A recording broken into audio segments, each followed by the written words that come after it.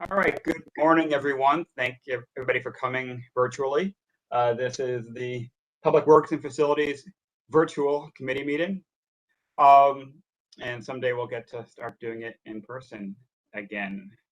Again, thanks, everybody, for coming. We've got our members, Carol Anderson and Mary Fay are here, as well as the mayor. Welcome. And we've got some guests today as well, and we'll introduce yourselves when we get to the agenda item. So first thing, meeting's called to order, of course, and can I get a motion on the minutes? Motion made. Approval? You have a second? Second. All right, all in favor? Aye, okay. Aye. Minutes are approved. First thing up is we do have some guests to give a quick presentation. I think we've received a few letters on the Transportation and Climate Initiative, and we have up, I believe it's up on board docs as it is, some summary of it. We had the letter actually from Bernie Pelletier from our own committee, and then we have, I don't know if it got up on docs or not, we had an email that came out regarding the Transportation and Climate Initiative. I know members were emailed it. If that's not up on board docs, we'll get that up there. But I did ask the advocates to come out and give us maybe 5-10 minutes presentation on this really interesting and important initiative. And Thomas, I'll turn it over to you, and you can sort of explain what's going on. Yeah, good morning, everybody. Ben, is it okay if I can share a background? Is there a way to do it with A way to share? Yeah. If you can't, it's okay. That's up to your right. I'm not sure whether she can. Councilor Winograd, he is all set and able to share now. Okay, there you go. Great. Thank you. All right. Hopefully you can see my presentation. I hope it is. Yes, that looks great. Great, thank you so much. So my name is Thomas Regan-Lefebvre, and I work at the Center for Latino Progress, mostly on Rodriguez, save the sound. Transportation. Has joined the meeting. And Alex Rodriguez is just joined the meeting, so welcome, Alex. Alex is from West Hartford and work for Save the Sound, and he's going to join me with this presentation. Aline Cohen, our chief executive, was supposed to come, but she unfortunately can't. So, so we've been involved. We at the Center for Latino Progress, we coordinate a very wide coalition. We have about 70 organizations which are part of this coalition, and that goes from grassroots organization to very wide, large corporation. We have gas station owners. We have back and paid advocate and so on. So, and just just a quick reminder that the Transportation and Climate Initiative is a bipartisan program. It was introduced by Governor Rail first in Connecticut. As a program, it is now supported by the Governor of Massachusetts, Rhode Island, Massachusetts, and DCs are actually going forward. The other states have not pulled out. They are still in the discussion. And the goal of the program is to reduce our emission, to have cleaner air, and to find a way to invest in our communities, in transportation, and in a transition of our transportation system, which is more sustainable, greener, and safer. So the way it works that the gas supplier will have to engage in bidding for allowances of their pollution output, and eventually these allowances will decrease. A key element of the program is out of the revenue, 50% are going to be invested in communities which are overburdened by pollution and underserved by public transportation. The rest is going to be spent by the Department of Transportation and DEP. So what we found very stimulating for us as a grassroots organization in Hartford is that the communities will have a say in how the investments are going to be spent. There's going to be the creation of Equity and Environmental Justice Advisory Board, which is going to advise on how the revenues are going to be spent. So because we don't have much time, and just so the memorandum of understanding was signed in 2020 in terms of dates. In February, the bill passed the Environment Committee. You may be aware that it didn't go through this session, this past session. But we are, as advocates, it's not a secret, we are pushing for TCI to be included in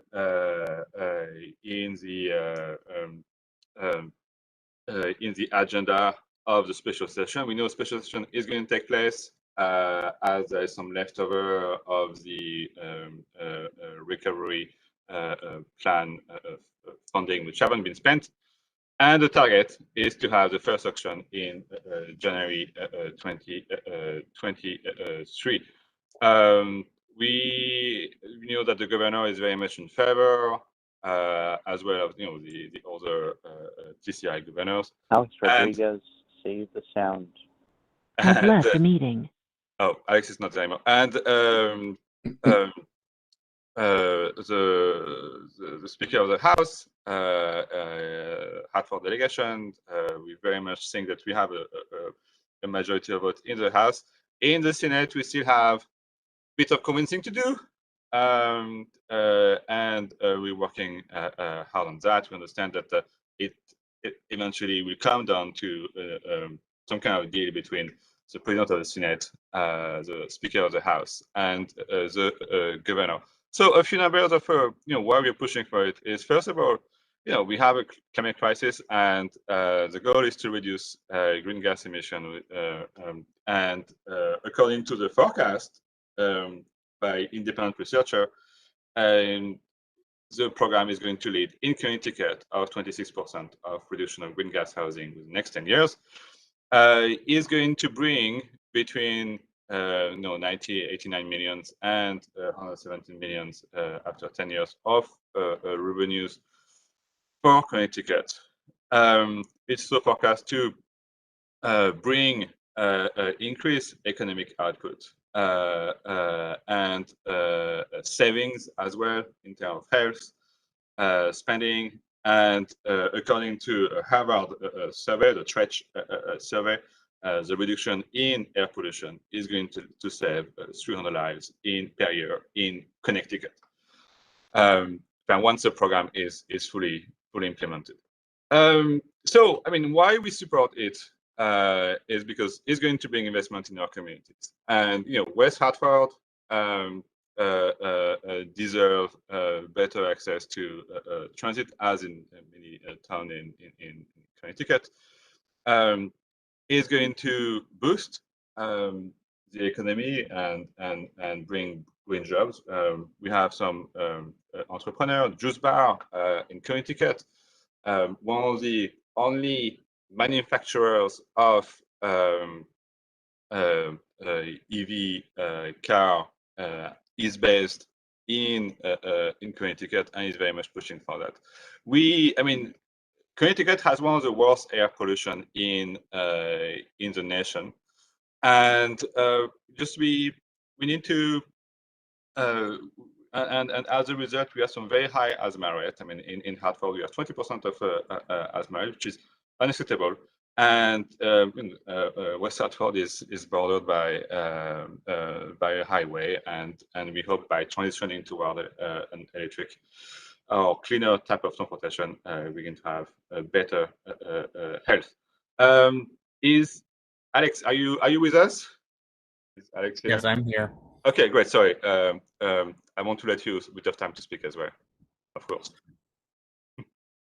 I think, hi, everybody. Good morning, West Hartford Town Council, and Mayor Cantor, of course, Alex Rodriguez, 102 Kaya Avenue, and also climate advocate with Save the Sound. I'm not going to tack on too much to what Thomas has already said. I'm a big supporter in this initiative because of the economic benefits that it'll have. It is forecasted to bring in about $97 million a year. It's going to bring wide investment into our communities at the guidance of an Equity and Environmental Justice Advisory Board to help represent communities like West Hartford and coordinate with the DEP, communicate with the DEP, what are our overlying transportation needs. There are many folks in West Hartford that love to walk and bike around to get to where they need to go. I think walkability and bikeability is very important.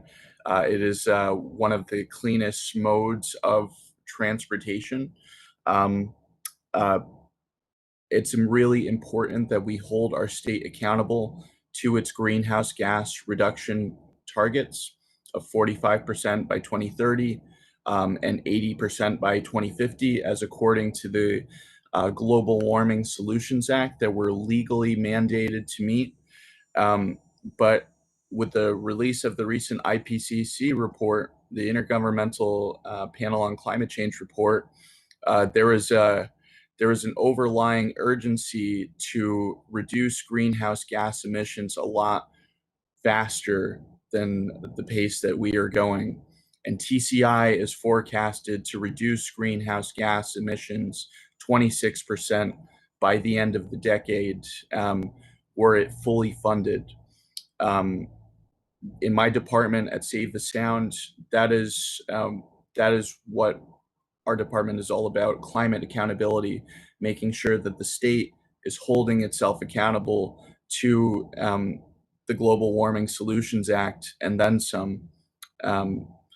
And then on the health benefits, Thomas had already mentioned the Harvard study of TCI projecting to save 300 lives a year and also bring 264 million in combined health and safety benefits.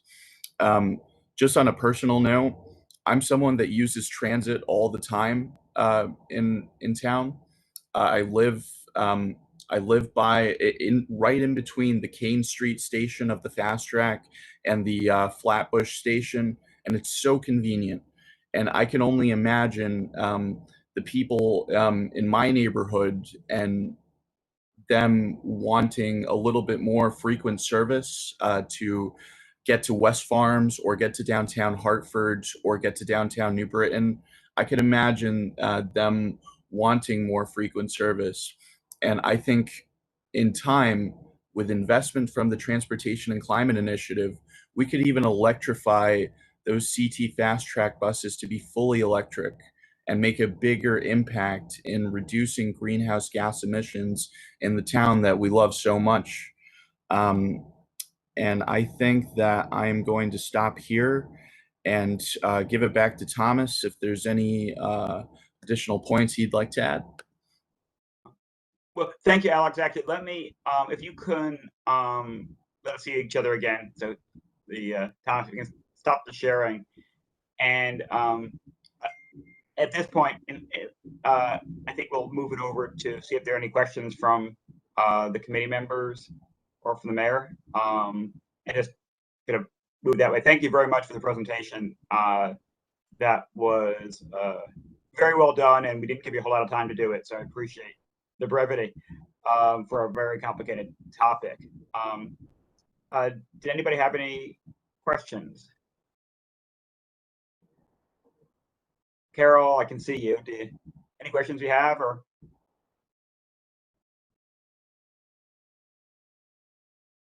Okay, I saw Matt with his hand up. So I don't really have any questions per se. First of all, thank you for the presentation. Just as I was reading the material, I really found it fascinating and also exciting at the same time that a lot of effort and concern is being put into this. I think it's a beautiful thing. I live on St. Augustine, so I'm your neighbor, Alex, and you're absolutely right, because from time to time I do take public transportation, since CT Transit is right at the top of my street, especially during the inclement weather. I find it fascinating because the bus does drop me right in front of my job. So, I mean, you can't beat that with a stick, right? And I too would like to see some of the our public transportation efforts also expanded in and around town, especially allowing folks to come into town, attracting more folks to come into West Hartford to dine. Perhaps we can attract them to come and buy property and live, or have their businesses here as well. But I guess my question is around our pollution, since we're one of the worst states. And what are some of the things that we can, I don't want to say maybe market is a better word than broadcast, to the average resident in terms of education, especially as we look into the future, because we have little people coming up. So how can we educate not only our young people, but families to be more conscious about our climate change and reducing the greenhouse gases? I guess that's really my question. Thank you. Thank you for that question. I believe that no one climate solution is enough. We have to do everything we can to promote energy efficiency as as a reliable cost of saving, and an effective way to help families save money and cut down on their carbon footprint in order to get to one day solarize their house, or participate in a shared solar program. If someone's home is not energy efficient, then they watch so much more energy go out the window than they need to. Um, this is meant to be a parallel effort. While I'm a strong advocate of electrics, or school bus electrification, I recognize that commercial facilities need to be weatherized in order to accommodate such a higher need of energy use. Energy efficiency is a big way that our town could promote sustainability. The Energize Connecticut program has been very successful in helping low and moderate income homeowners save money on their energy bills, and as a result, save money on their healthcare bills, because many indoor barriers affect asthma or affect other respiratory diseases. There are similar efforts being led by right now by advocates at the Public Utilities Regulatory Authority. I see Bernie Pelletier is with us today. Bernie is advocating for the removal of indoor barriers such as lead and asbestos that really complement this effort. So in short, our grid needs to be energy efficient and eventually renewable. But that is a topic just alongside TCI. There's no real mechanism to change our energy usage as it refers to TCI right now. But TCI does take a hard stance at reducing our consumption on fossil fuels. Companies such as Shell and Exxon have been lying to the American people for decades. They have had the opportunity to shift to alternative sources of energy to make a more sustainable society, and they haven't done that. They've stuck to the status quo. And so that's why we have to push back against them and protect our communities. Thank you, Alex. And good answer, and certainly, excuse me, a lot of work to do. But this is just, I think a great start. Mary, did you have any comments to make? Thank you, Mr. Winograd. It's very interesting, and we could spend a lot of time on this clearly, and it is important. So I'm agreeing with definitely moving towards more sustainable sources. Well, I guess my question is about the busway. I remember a while back, and I think are those natural gas buses? What do they run on now, Alex? And I know you're a big proponent of electric, but are there other things that we could think about besides electricity? Because that certainly has a downside too, right? I think I'm not an expert in this field by any means, but is natural gas a good alternative, or solar, or some other kind of there's a bunch of different alternative energy sources, and I was just wondering how you landed on electric versus some of the others. Thank you very much. The current fast track system is hybrid diesel electric, which is a big step up from the diesel standard that has been running most fleets in America and in Connecticut. I was very glad to see the opening of the CT fast track when it had happened. It took me to school. It took me to downtown. It took me to just about anywhere between Hartford and New Britain when I needed to get to there quickly. And I'm a big proponent of electric school buses because of a previous campaign I was tasked with leading. I worked alongside community stakeholders in Middletown to bring Connecticut's first electric school bus to the community. And that came through capacity building, coalition building, petition gathering, advocating at the DEEP. It even took me to the EPA one time. And eventually a opportunity came to approach the president of DATCO. And our teams had a very long conversation about legacy and what we want to leave behind for kids. And he wanted to be the first in the state, the first company in the state to electrify a school bus. And so he did it by applying for the Volkswagen mitigation settlement. And a third round has actually just opened at the DEEP. And so he unveiled that bus in February this year. And I had took my nieces and my nephew to see it. And I showed them that change is possible when you work for it. And that's the reason why I'm supporting TCI, because I want a cleaner future for these kids. Well, thank you very much, Alex, and Thomas as well for the presentation.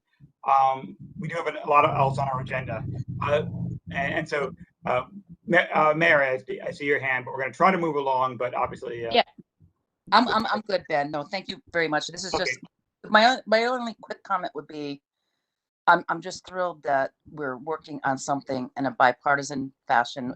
Everybody should be supporting cleaner air and a cleaner environment and alternate energy sources. This has nothing to do with politics, and I'm thrilled to be part of it. So thank you very much.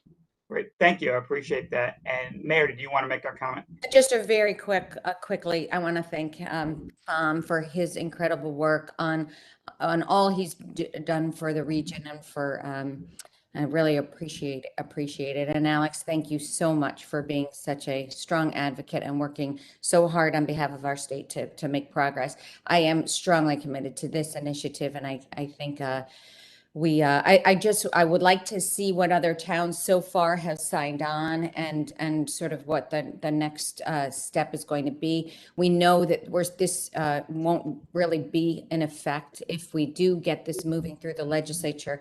It's still going to be a little ways away, a couple years before we really see the benefit of money coming in. West Hartford has been underserved with mass transit, no question, with bus service in and out of Hartford. I think we have major avenues that should not stop at, that should be continuously and connected to major employers throughout the region. So we have a lot of work to do, and I know that there's so many plans that have to come together to make the vision come true. But this is a wonderful, wonderful step. Thank you, Mayor. So what I'd ask, we have the request for sign on from the council.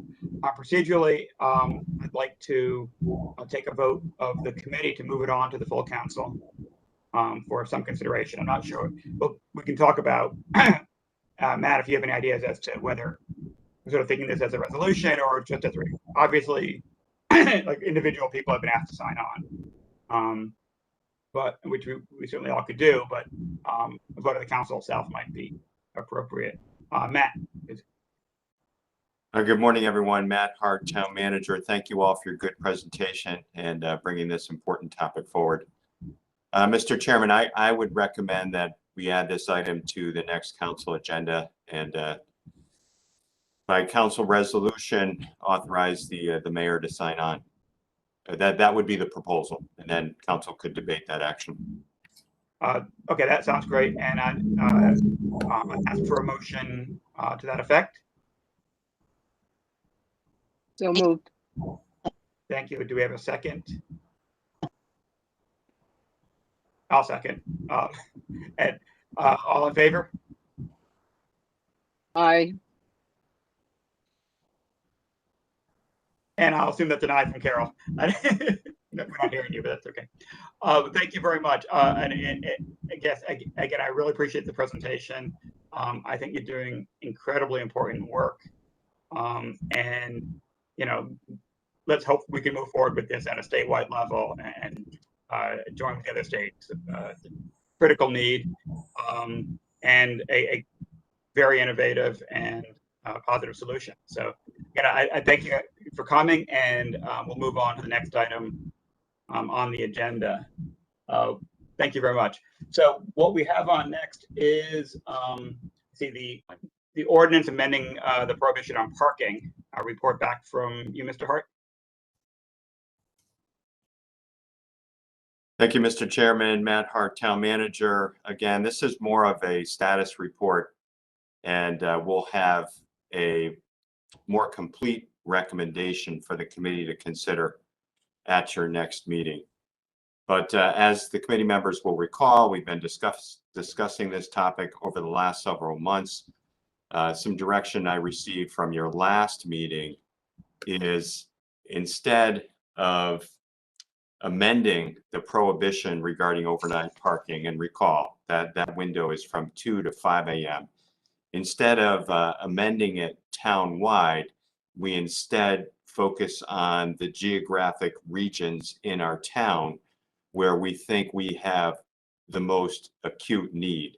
And based on our analysis of the data, we think that that area exists primarily in the eastern part of our town along Farmington Avenue, from Trout Brook to Prospect, to the Hartford city border.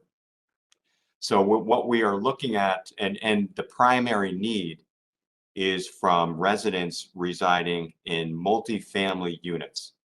They're either tenants or they are condominium owners living in older buildings that were built with much less parking than what we would require today if something were to be built today. So they are leasing parking from churches, from restaurants, from any number of sources in order to provide adequate parking for the people who live there. So we are working on a proposal in the geographic area we are looking at, and just in your mind's eye, if you will, the area between Trout Brook and Prospect to the east, and on the north, Fern Street, and on the south end of this rectangle would be Park Road. So we'll present a proposal for you to consider next time around. This would be a resident-only permit for people living in that area of town, and really focused on those units, both condominiums and apartments, where they have where they can demonstrate a need, as opposed to a single family home. So that's where we are. That's a proposal we're going to put forward in front of you for your consideration. And we should have that next month. We've been working on it at a staff level. Thank you, Mr. Hart. And my suggestion to the committee would be we wait until that report is ready before we have further discussion. And at this point, we'll wait and see how that turns out. We also have, just on note on the agenda, communication from the Sustainability Advisory Group. I believe we all received it, and I think that it's also up on board docs. It's a long list, and I think that we should receive it. I know there's been some communication with the committee as to what the thoughts are in terms of further work on that. I don't think it's quite ready for discussion. Again, self-described as being sort of talking points, but I'm certainly eager to hear back from the committee on the priorities that they have, and some further description as that comes along. But we've received it, and again, unless anybody has any comments on it, I think we don't need to have further discussion at this meeting. Is that your recommendation, Mr. Hart? Matt Hart, Town Manager. Yes, that works, Councilor Winograd. And on a related point, I have been invited to attend the September meeting of the Sustainability Advisory Group, and I imagine we would discuss this letter and related topics, and I'll be able to provide feedback to the council through this committee. Excellent. Thank you very much. Now on to move on to our staff reports, which we keep on sort of shorting our committees here in terms of giving them a chance to present what's going on. And obviously there's a lot going on in their department. So first up is Public Works. John, if you can, we do have your written report, but if you can give us the overview, I appreciate that. Good morning, everybody. John Phillips, Director of Public Works. As Ben said, you do have the monthly report submitted, uploaded into your board docs. Again, I'll be happy to answer any specific questions you have on the topics I provided, and also take recommendations on topics you'd like to learn more about. But just a quick overview.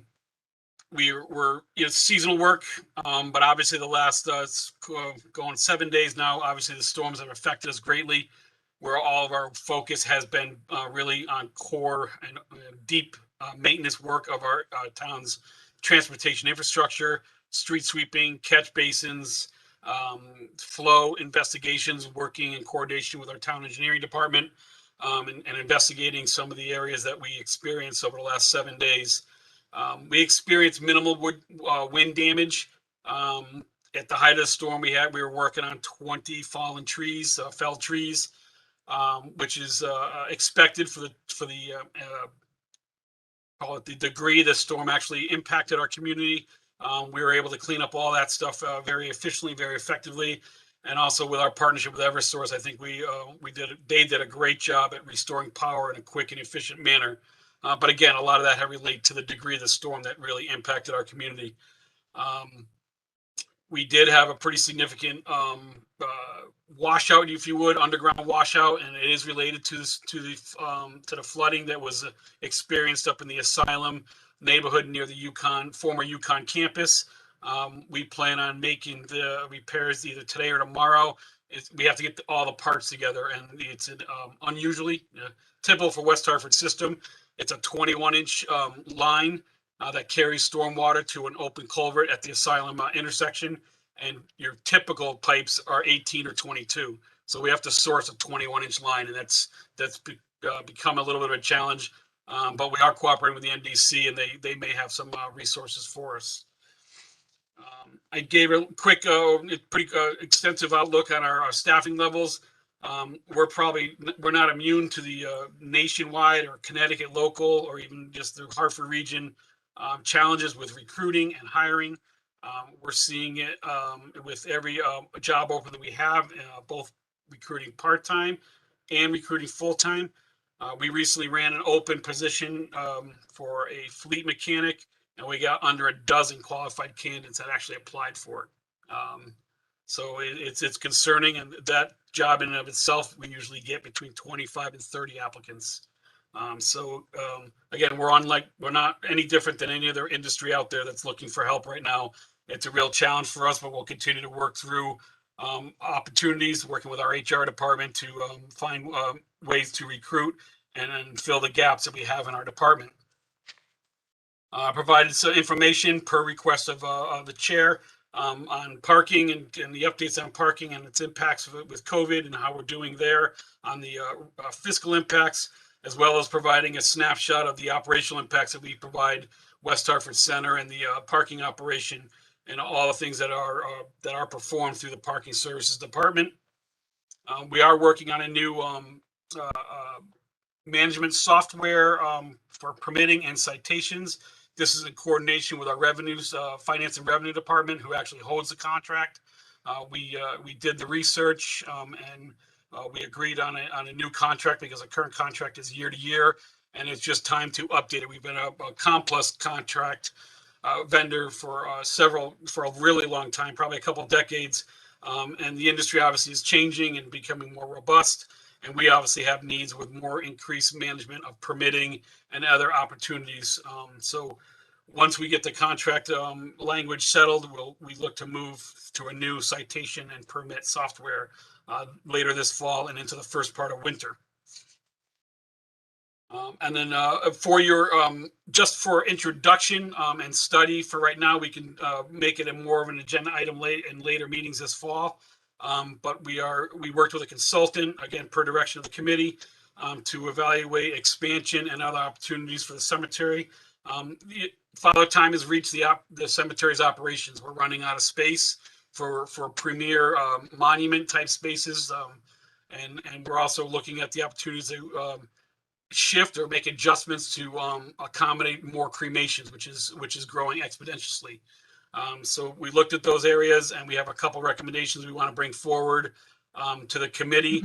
The authority to expand will ultimately fall on zoning, because we are governed by zoning, but certainly want this committee's input on moving forward on what we recommend to keep the cemetery operation viable, and obviously continuing to offer space to our residents in their time of need in this area. And then the last, an Eagle Scout project. You should have received an email from Jacob Mooney, an exciting young man going after his Eagle Scout project. I believe he's going to be on the agenda for September 23rd's meeting. That's right. I just wanted to introduce the project to you. We've met with him. I know police and fire have met with him. And basically, he wants to create a flag retirement ceremony location. The location we were identified, we think it will be a great addition, is the memorial wall in the town hall parking lot, just outside the glass doors in the patio. That he'll build a typical landscape fire pit that probably many of us may have in our yard, paver stones. It'll have an insert for the burn into it, and it'll be under lock and key for ceremonial purposes only, to burn flags and retire flags for the community. We think it's a great project, and it'll be a great addition to that memorial wall. And we look forward to helping Jacob pull this project off. And again, you'll get more information on it as he's the project manager, because it's part of his Eagle Scout project. And it's exciting to see him do at such a young age, learn about project management to achieve his goal of becoming an Eagle Scout. And the rest of the report is just our performance data, our productivity, and where our work volumes are. And I'll be happy to take any questions or recommendations for future reports. Great, thank you very much. And yes, we'll definitely hold off questions on the Eagle Scout project until he can come before us, and we have put him on the agenda for our September meeting. But on the rest of the report, the stuff that you're in charge of, Anybody from the committee have any questions about the report or about more general issues dealing with Don's department? Mayor, I see your hand. Yeah, my husband's teapot's going to go off in a second. So I just want to quickly say that I have received a number of comments from residents really so highly complimenting Public Works for their incredible work on this storm and their preparation. I just want to give a big thank you to John. I know he always says it's his crews that are doing the hard work and really excelling, but it takes the leadership to make sure that all happens. So thank you so much, John. Thank you, Mayor. It is a cruise. And again, it's important to know the snapshot, and I'm sure facility services can say the same thing. But we've had crews because of Tuesday night's sinkhole, because it kept people till late in the night to make that safe. We had a strong handful of crews that have worked continuously since last Thursday morning. They've gone home to sleep and come back, but it's been a continuous workload of heavy, arduous work in extreme weather conditions, from heavy rains and winds to the high heats that we're dealing with right now. But thank you, Mayor, very much. But it is the guys out in the field. Thank you. Thank you. Any other questions? Carol. Thank you, Councilor Winogrand. A quick question for you, Mr. Phillips, in terms of the position that you're trying to fill. And I know it's industry-wide, we're experiencing the same thing on the state level. Do you have an idea of the rationale, I guess, behind it? Could it be COVID, or could it just be some other things why a number of candidates are not applying for these positions, or the candidates that do apply may not have the skill set that you may be looking for in particular? It's a great question. Again, John Phillips, Director of Public Works. It's a great question. A lot of it's more philosophical than really hard data, because you would think that these aren't jobs that are affected by the rhetoric or the discussions on benefits, that are coming from the federal government, because these are high-paying jobs with benefits, medical, retirement, all the things that would come with full-time employment. The industry as a whole, the trade industry as a whole, is struggling to backfill. In the mechanic industry alone, according to U.S. labor boards, there's anywhere between 250 and 350,000 open positions nationwide. And I know that to be true. My young son, 23 years old, is in the market as himself. He's in Florida working. He's employed, but they struggle to keep the shop full of skilled employees. It's not the work that, and it's a personal opinion more than anything else, it's not the work we pushed on our children. We pushed college, we pushed other kind of career choices, and our children went those directions. So there's deficiency of that replacement generation to backfill the trades. There is not, there's more kids that go off to college today than non-college bound when the trades were more robust in filling. Again, that's more philosophical on my end, but I do see it and feel it every day. But then you take it down to a lower level. I've been running a program this summer, trying to run a program this summer. We were working with CT Apprenticeship program, which is a program that works with local high schools to get kids that are non-college bound into the trades. I've only received 3 applicants from that program. 2 of them did not pan out. They just did not have the minimum requirements, which is a driver's license to get the job. And 1 individual quit on the 5th day. No excuse other than he found something else. As unfortunate, because I had high hopes for him, because it really would have been a game changer for him and everything that goes along with getting full-time employment. We reduced the requirements to get into public works. We working with the unions and cooperating with our local unions. We took off the CDL requirement, which was an impediment for many who may want to step into the career of public works. And we were offering to train for the CDL instead of requiring it as an applicant. And we took down the minimum requirements of years experience in construction or just construction maintenance down to almost just trade school classes, basically 0. And that was a focus to really just find good people.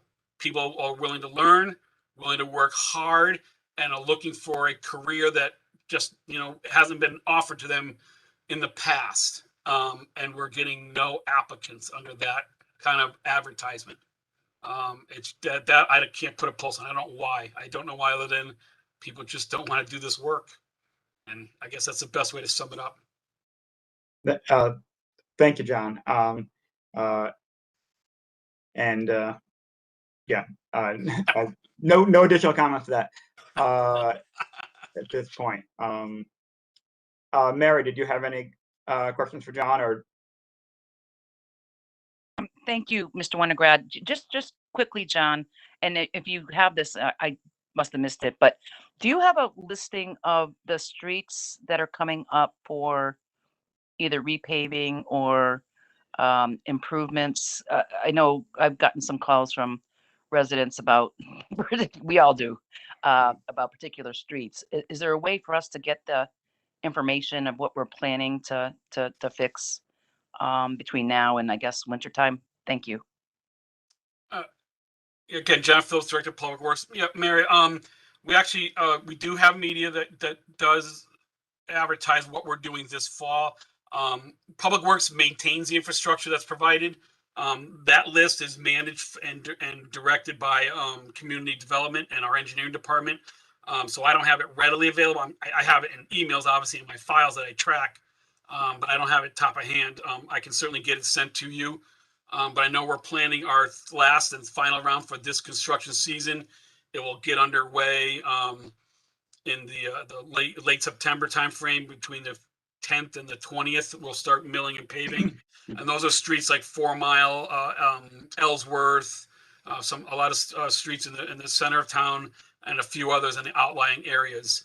But we also have some CDBG work going on where other funds are paid for road reconstruction work that's happening right now.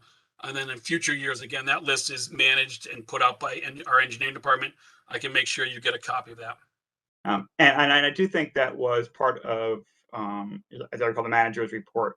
One of our recent council meetings. I know that gave out that list, but sure we can get that to you as well. You're right. Certainly, people have those concerns all the time. I will note that Oakwood Ave is now quite a pleasure to drive down. Oh yes. Oh yes. To get that done, and as well as North Main now, both because of the repaving and the road diet. It is a pleasure both to bike and ride, and appreciate your department's work on that as well. Another question. The reason that I think it's important is because we all do get questions, is that I'd like to help advocate for all the work that Public Works does, and to be able to, field some of those questions and head them off at the pass so that you guys don't get inundated. That's all. And I know it exists, and I know I've seen it before. But in any way that we can help answer some of the direct questions, I think we can be better advocates for all the good work you're doing. Absolutely, great point. Yes. This is Catherine Hardy, Energy Specialist. That list of roading repavings is right on the town's website under the engineering department. There's a header called Pavement Conditions and Roadway Paving. It has the current streets and also a full listing of road conditions. Thank you, Catherine. Knew it was up there somewhere. And always changing. So if there's nothing else, I will move on to Bob Palmer, who's been very patient. Good morning. Yep. We always put you last, and somehow we'll have to figure out a way to move that around sometime. But thank you. As I said before, we do have your written report, but if you can give us the overview, and then if you perhaps share the your pretty pictures that you've got on here as well. Yeah, sure. Good morning, everybody. Bob Palmer, Director of Plant and Facility Services. I've sent you my monthly report and a very quick overview. Buildings continue to perform well. Some of the challenges we've had over the summer have been just a very wet July and obviously a very wet August as well. So we've had a lot of water infiltration issues. And with the high humidity and running the ventilation systems with the maximum fresh air, we are bringing a lot of moisture into our buildings. So we're trying to manage that, as well as So managing for fresh air and for comfort at the same time, which is a very challenging endeavor for us right now. So just like Public Works, we are experiencing problems with some staff attrition and recruitment. We're having the same challenges that John is having with Public Works. We're just having a very hard time filling, and really all the positions that we're filling are part-time. And we're having challenges with that, finding people who are willing to do that work, very similar to John's. So a lot of our focus right now, of course, is this is the week before school. Schools resume on Wednesday. So we're still dealing with a lot of COVID issues, especially for the elementary schools where the majority of the people in the building are not vaccinated. So we're still working with social distancing, though that's been reduced to 3 feet. So we've been able to bring some materials and furniture back into classrooms, and we're modifying our cleaning and maintenance procedures. It's not such a big emphasis on surface transmission anymore. So we're not going to be requiring to clean restrooms and disinfect surfaces throughout the day. We'll do that at the end of the school day. We're going to change that in our town building operations as well. We know now that the surface transmission is not the primary way of how COVID is transmitted. So we can modify some of our operations. So as I spoke about, we did have some minor flooding issues, especially from that storm last Thursday. That surprised 4 or 5 inches in a couple hours. That was a bigger issue for us than the tropical storm Henry over the weekend. A lot of typical roof leaks. We did have some minor flooding in some of our buildings, such as Faxon Library, but it's all been managed, cleaned up, and there's really no damage beyond just a little bit of water infiltration. So other things that we've been working on, we're just still awaiting the final sale date for the new Elmwood Community Center and Cultural Center. So we'll be taking ownership of that building in the next few weeks, I believe. I spoke with Corporation Counsel about that this week. We're trying to set a final date for that sale. So we'll be looking forward to that. Capital projects, of course, summer is our big construction season for both schools and town buildings. And so we're wrapping that up at this point. And as I spoke about at our last meeting, we had a lot of challenges in the bidding process this year, and one, finding qualified contractors to take on the jobs, and also in the pricing of the bids. So obviously the cost of materials that escalated, and the availability of materials has been difficult as well over the summer. So a lot of our projects got postponed and will be rebid and done again in the future. So some highlights on the town side, the animal control facility RFP is drafted. We're going to be going to bid shortly with that. We did finally finish all the elevator control changes over the public safety, police and fire complex. That's been completed. The replacement of the town hall sign, I did send that to you, and hopefully you can open that up. I don't know if I can share or not. I don't think I can. But I did send that to you. So that has been gone through the review process with the design review committee. They are meeting tonight. They are going to look at it one more time. But it is a very nice, distinguished looking sign, very simple design. So I think it's going to meet the needs very well. It does fit in very nicely, I think, along with some of our other town signage, especially at the Noah Webster Library. It's very similar, with the white columns and then using our traditional blue colors as the background. So I think that works well. There's also some direct on-site wayfinding signing for town hall parking. I think that's going to help people to get into the parking lot a little bit easier for town halls. So, if that's it, thank you. I'll know last night, for the first time ever, I had somebody complain to me about the town hall sign currently, and I was able to give a great answer. Right. Good timing. Good timing. Don't often get to respond quite so easily to a complaint, but that was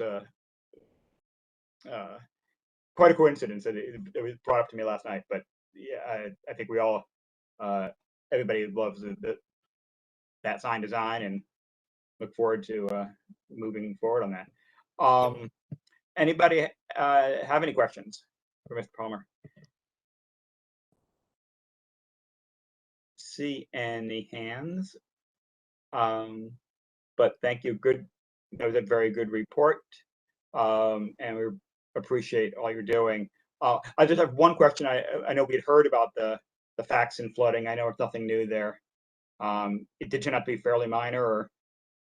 Yeah, it's been a fairly typical event at that building. We have done a lot of work in the last year or so. There's a pretty complex pumping and drainage system around the foundation of that building. And unfortunately, we've had a pipe has failed around the building. So the pumping system that we have in there works. Unfortunately, the water just is not being directed there right now. So we have a repair scheduled for that in the next few weeks with a contractor. Unfortunately, it's about 20 feet down, so it's not something that we could do in-house. So we do have a contractor, and we'll have that resolved pretty shortly. So Great, thank you. And on a sort of broader note, with that flooding we had, a lot of people discovered new problems. The extent it was described as a 200-year storm. Overall, again, and we have lots of residents who have never had flooding before or had very minimal prior, and you got the many feet in the basement. From a town facilities aspect, did we sort of learn anything that we have to worry about that we didn't have to worry about before, or? Yeah, I mean, we saw some, Charter Oak actually, for the first time since we built it, had numerous roof leaks. So it just shows that, we're 5 years, that building's 5 years old now. So, so there's some deterioration in the roofing system, and there's obviously some weaknesses. So with that much rain, it's highly unusual, but it's going to show your vulnerabilities. Same thing we had a problem at the police station where we haven't had a problem before. Even the new addition over at Bugby School, which just was completed last year, we ended up with some minor roof leaks in that area too. So again, it just shows you, it depends on the wind, the rain, the amount of rain, and how it's being drained off, everything like that. So we did have numerous new areas that we need to focus on and do some repairs. So. Great. Again, no surprise. I think lots of us, a lot of people going through that as well. No difference between town buildings and individual homes. Correct. Right. That amount. Well, thank you. And if nothing else from Mr. Palmer, we'll turn over to Matt. If you have any further comments, I know. We'll go ahead. Blanking on the one topic that we're going to bring up that we didn't bring up yet, but if you can wrap up. Thank you, Mr. Chairman. Matt Hart, Town Manager. Just a few concluding comments. I wanted to echo the committee members' thanks for Public Works, the great efforts on the part of Public Works and the plant and facilities teams during the recent storm events. We often focus on our public safety departments, as we should, but Public Works and plant and facilities, they are often the unsung heroes of these major weather events. They're the folks out there taking care of business, so to speak. So really appreciate the great teamwork and collaboration and the excellent work they've done over the past week.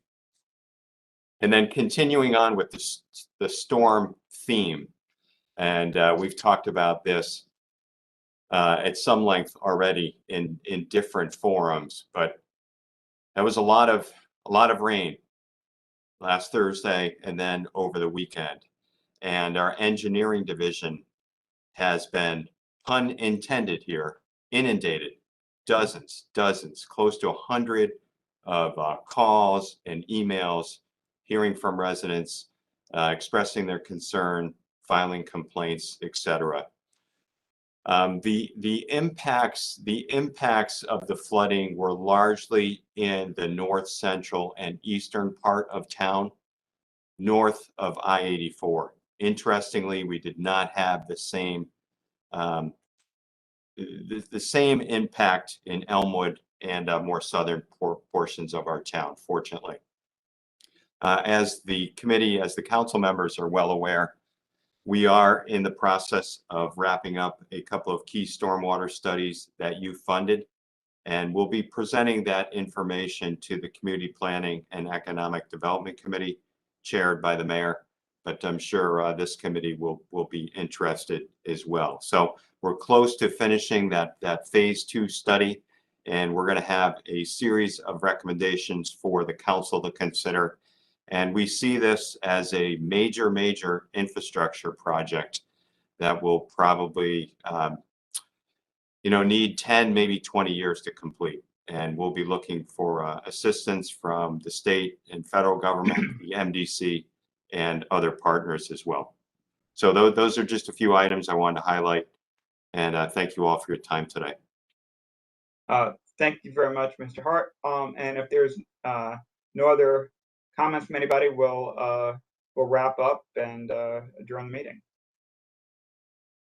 Hearing nothing, we stand adjourned. Thank you all for coming. I appreciate everybody's work these past few weeks. I know it's been challenging, but thank you all. Take care. Yeah, thank you, everybody. Thank you, Council Winograd. See you guys later. Thank you. Have a good trip, Ben. Thank you.